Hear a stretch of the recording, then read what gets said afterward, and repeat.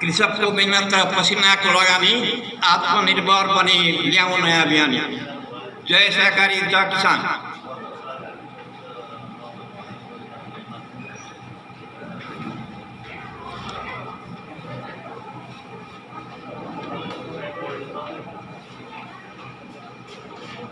विशाल कृषि सहकारी संस्था लिमिटेड को 8औं वार्षिक साधारण सभा में संचालक समिति को तर्फबाट अध्यक्ष ज्यूको प्रतिवेदन 2077-2078।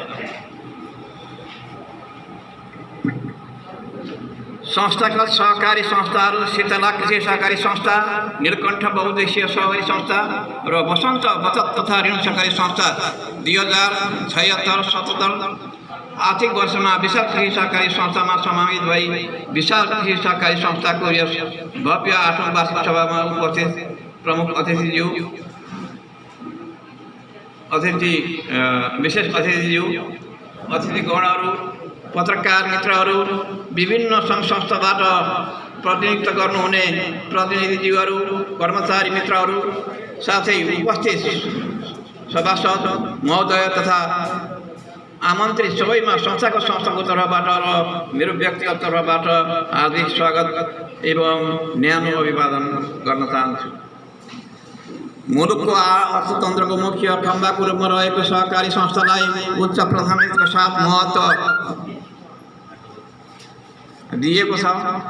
सहकारी अर्थात् सहकारिताले एक अर्का मिलेर काम गर्ने भावनाको अभिवृद्धि गराउँछ। विश्वभर कोरोना महामारीको सङ्कटबाट मानव जीवनको सङ्कटमा पर्ने अवस्थामा विशाल कृषि सहकारी संस्था लिमिटेड पनि अछुत रहेन। मुलुकको अर्थतन्त्र साथै संस्थामा पनि नकारात्मक प्रभाव परेको छ। कृषि क्षेत्रमा नगर स्तरमा ख्यातिप्राप्त सम्पूर्ण संस्थाको रूपमा अगाडि बढाउन र सदस्यहरूको वृहत हितको लागि उत्कृष्ट संस्थाको रूपमा स्थापित गराउन संस्था प्रयासरत रहेको जानकारी गराउन चाहन्छु। संस्थाको साहस र गौरवलाई कायम राख्न सदस्यज्यूहरूको सक्रियता, सामाजिक भावना, सहभागिता, क्रियाशीलताका साथ लागिरहनु पर्ने हाम्रो दायित्व र जिम्मेवारी छ।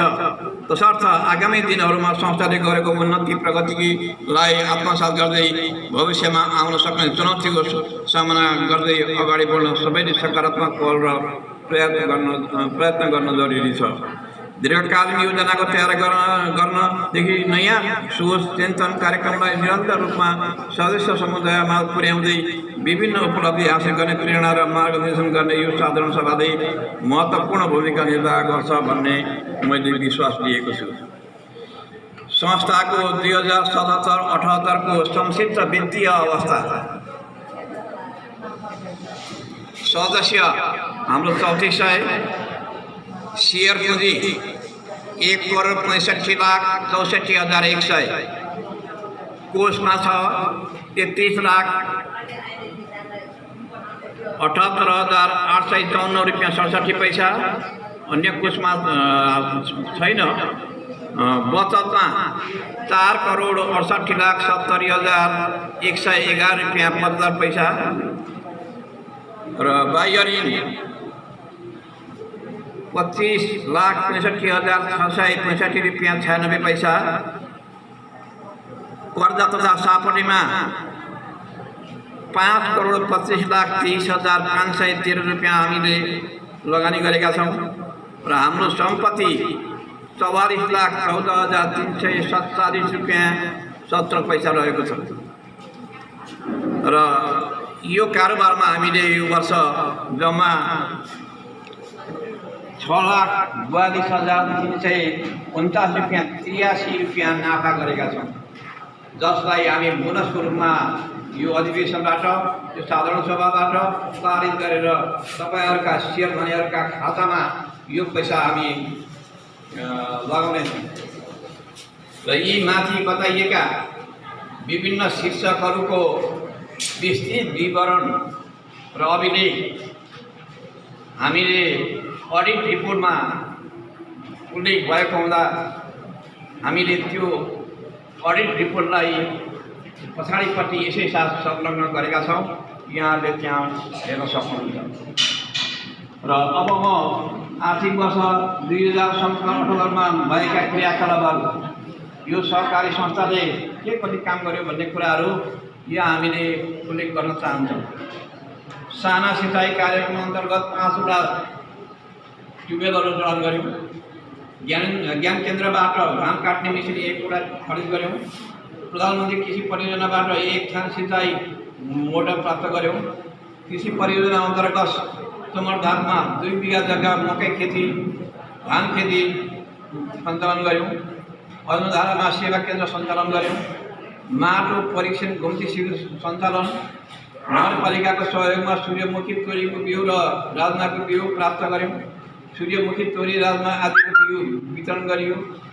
क्यालेन्डर प्रकाशित गरियो र हामी वितरण गऱ्यौँ। र कृषि विज्ञसँग अन्तर्क्रिया कार्यक्रम पनि हामीले एकपल्ट गऱ्यौँ।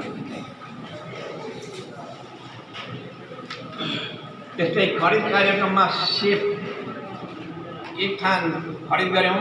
कि जब म यहाँ अध्यक्ष भएर पहिलोचोटि आएको थिएँ त्यतिखेरको अवस्थामा एउटा पैसा राख्ने कुनै व्यवस्था तकिलो व्यवस्था थिएन। दराजमा राख्ने भएको हुनाले 10 लाख 15 लाख 20 लाख रुपियाँ पनि त्यहाँ रहने अवस्था थियो। त्यसलाई तुरन्त कटाउनको निमित्त हामीले चाहिँ यो काम गरेका हौँ।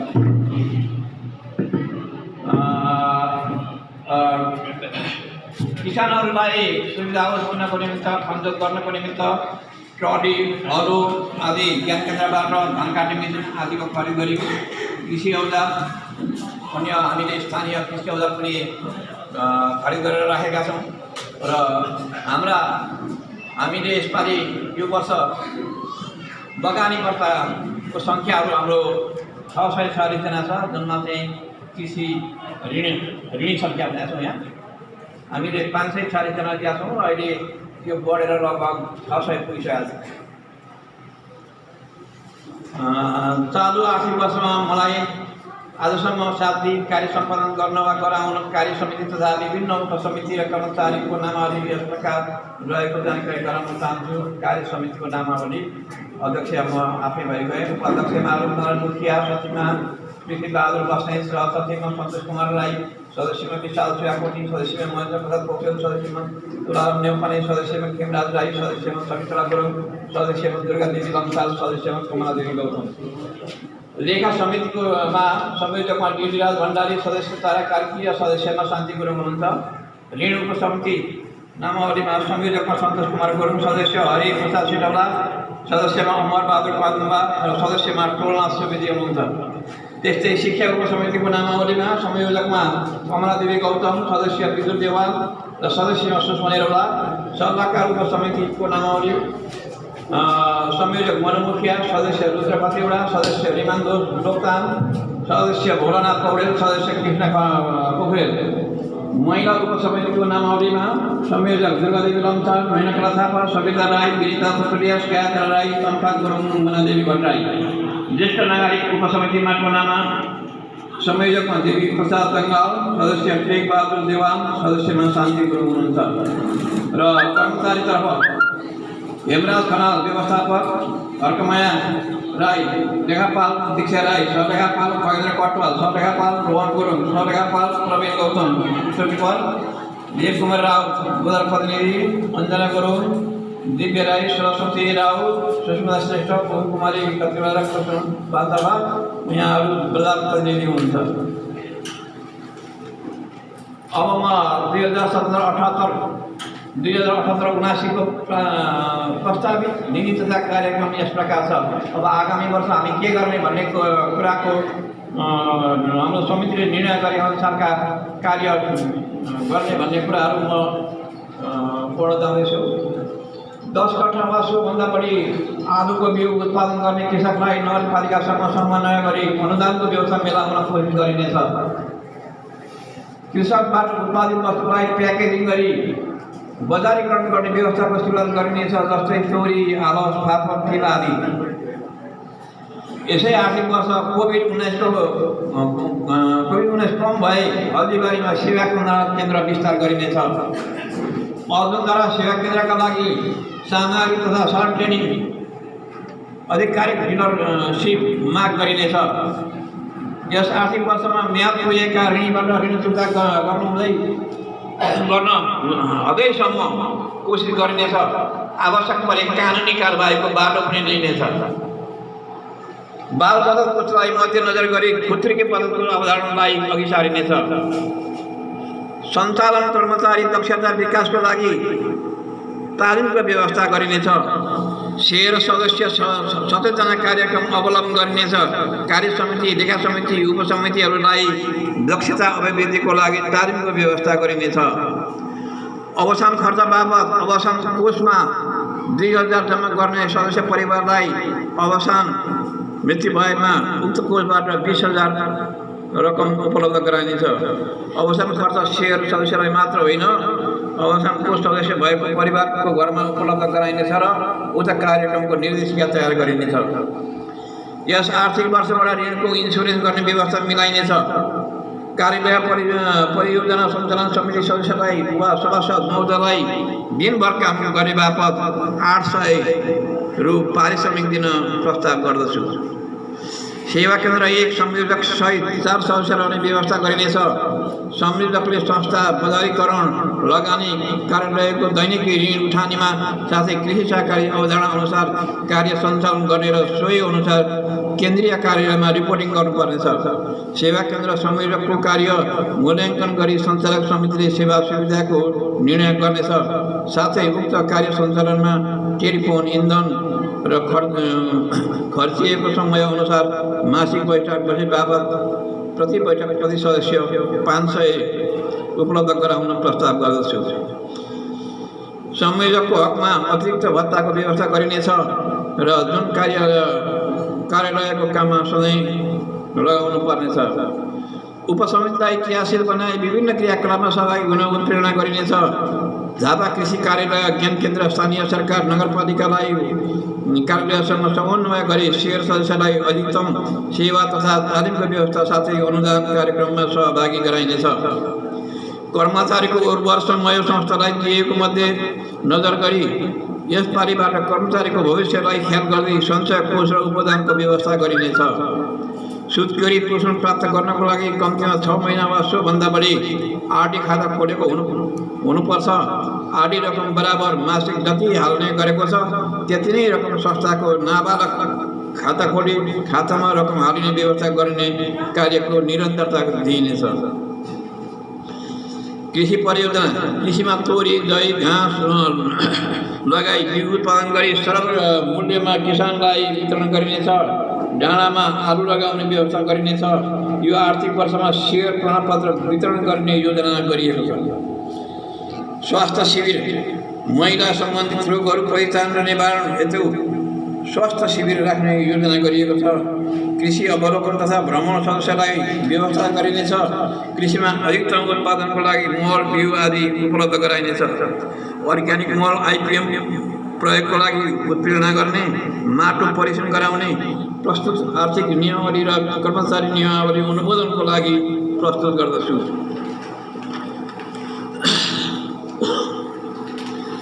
यस आशाबाट कृषि पसललाई व्यवस्थित गरी कृषिमा आवश्यक उपकरण, मल, बिउ खरिद बिक्री गर्ने व्यवस्था मिलाइनेछ।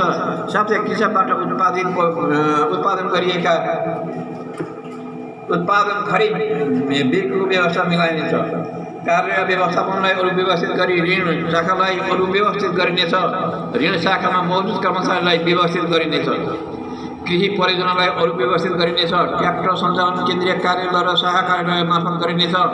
नेपाल सरकारको स्वरोजगार तथा अन्य वित्तीय संस्थाबाट ऋण लिई सेयर होल्डर तपाईँ सभासदहरूलाई उक्त ऋणमा पहुँच पुर्याउने नीति राखिएको छ। अफिसको आफ्नो घर जग्गा व्यवस्थापन गर्ने नीति लिएको छ। आगामी आर्थिक वर्षदेखि पेन्सन बचतको व्यवस्था मिलाउने अवधारणा गरिएको छ। उक्त कार्यक्रम सञ्चालनको लागि कार्यविधि तयार गरिनेछ। लगानी गरेको ऋणलाई अधिकतम प्रयासका साथ उठाइनेछ। आवश्यक परे कानुनी उपचार खोजिनेछ। लगानी संस्थाको आवश्यकता हेरी अधिकतम भित्र राखेर सहकारी नियम अनुसार 25 लाखसम्म लगानी गरिनेछ। हाल नेपाल सरकारले दिएको प्रावधान अनुसार लगानी तथा निश्चित ब्याज दिने गरिनेछ। तर बजार विश्लेषण गरी घटाउनु वा बढाउनु परेको कार्य समितिको निर्णयअनुसार सम्झौताअनुसार घटबड गरी आगामी साधारण सभामा अनुमोदनको लागि पेश गरिनेछ। अब म 2078-79 को लागि यिनै कार्यक्रमलाई पुरा गर्नको लागि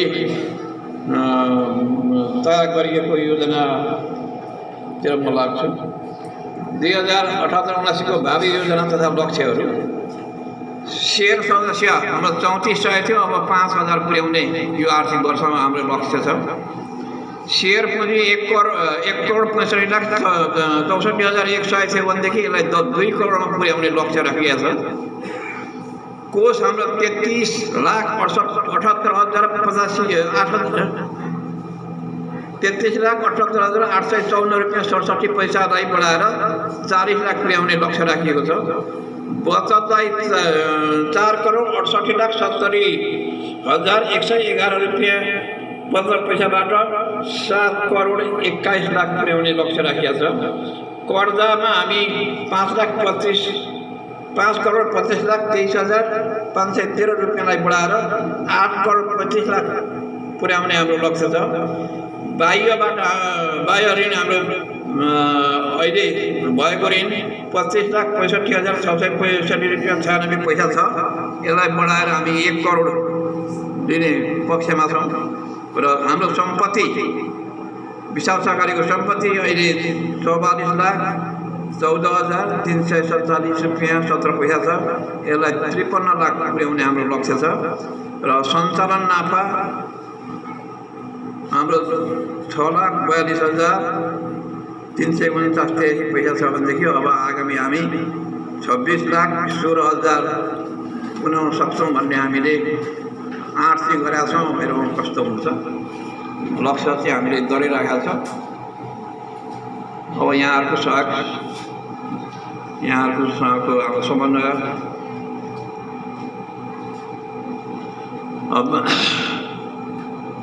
अब आय व्यय विवरण विशाल कृषि संस्था लिमिटेड 2078-79 को प्रस्तावित आय व्यय विवरण म पेश गर्न चाहन्छु।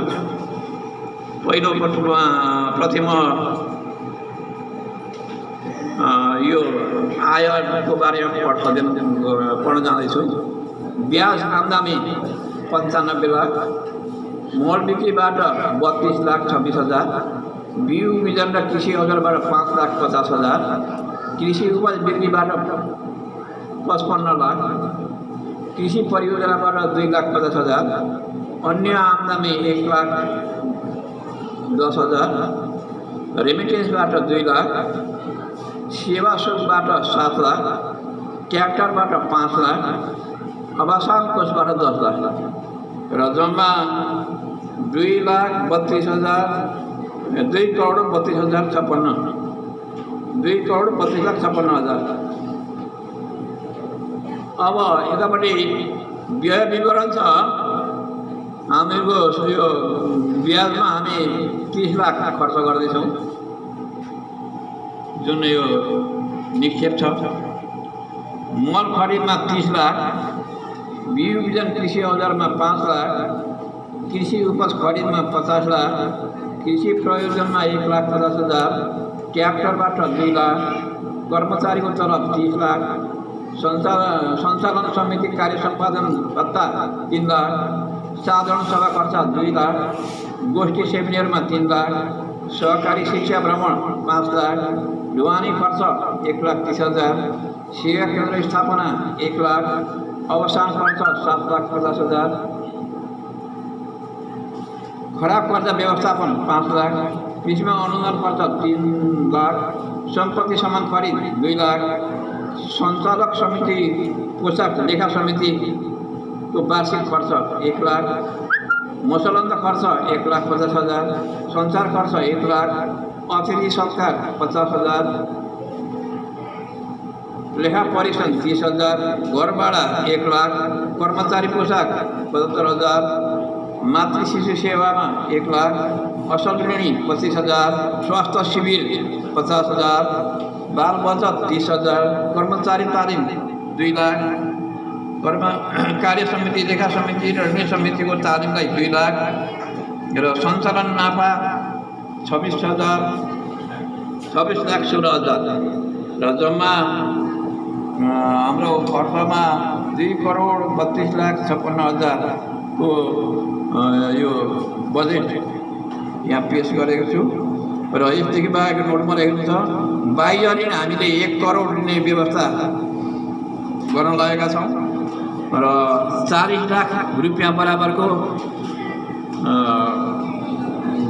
के अरे यो जग्गा किन्ने सधैँभरि भाडामा बसेर हुँदैन। अब अलिकति पैसा भएको बेलामा यही मौका पारेर दिन प्रतिदिन जग्गाको मूल्य बढिरहेको हुनाले जग्गा किन्नको निम्ति 40 लाखको अवधारणा राखिएको छ र यस प्रकार संक्षेपमा यो मैले यहाँहरूलाई पेश गरेँ र यसको विस्तृत विवरणहरू पछाडि अडिट रिपोर्टमा उल्लेख छ। यहाँलाई कौतूहल लागि अडिट रिपोर्ट अध्ययन गरेर त्यसमा भएका केही कमी केही लागेका सुक्ताहरू छन् भने यहाँहरूले यहाँ प्रश्न गर्न सक्नुहुनेछ र यही कुरा राख्दै यहाँहरूबाट अहिले म बिदा गर्न चाहन्छु। जय सहकारी जय किसान।